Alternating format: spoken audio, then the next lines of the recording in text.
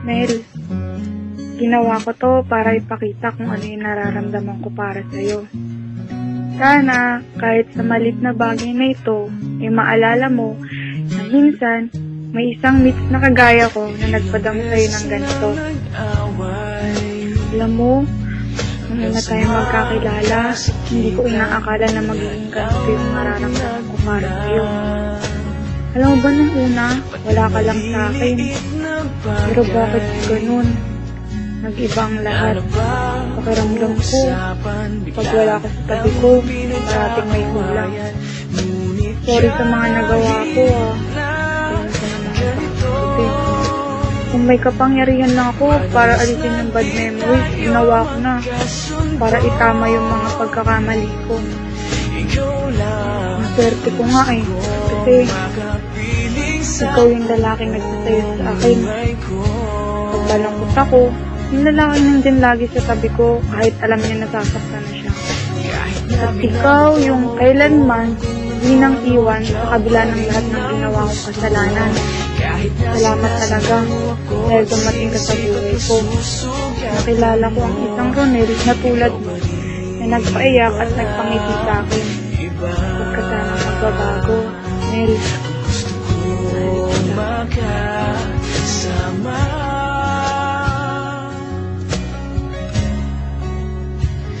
Walang iba,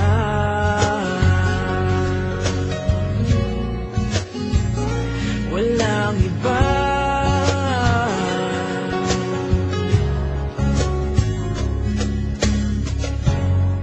Nagsimula sa mga asaran hanggang sa magkainitan, isang eksenang bangayan na naman. Ba't ba kasi pinagpipilitan ang hindi maintindihan? Hindi naman kinakailangan, ngunit kahit na ganito, madalas na di tayo magkasundo. Ikaw lang ang gusto kong makapiling sa buong buhay ko.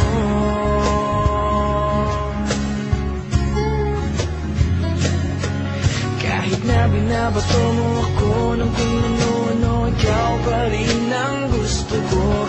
Kahit na sinasampal mo ako, sinisipag na susugatan mo, ikaw pa rin, walang iba.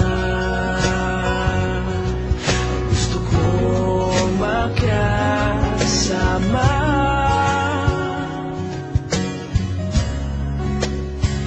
walang iba.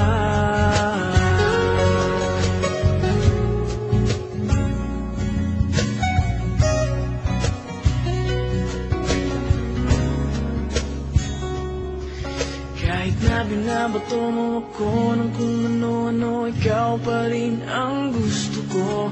Kahit na sinasampal mo ako, sinisipat na susugatan mo, ikaw pa rin, walang iba. Ang gusto kong makasama, huwag ka nang mawawala.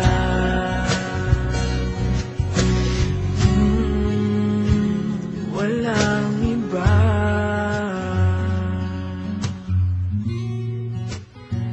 walang iba. Kahit na lagi kitang tinatarayan, kahit na lagi kitang inaaway, tandaan mo, mahal na mahal kita, walang iba.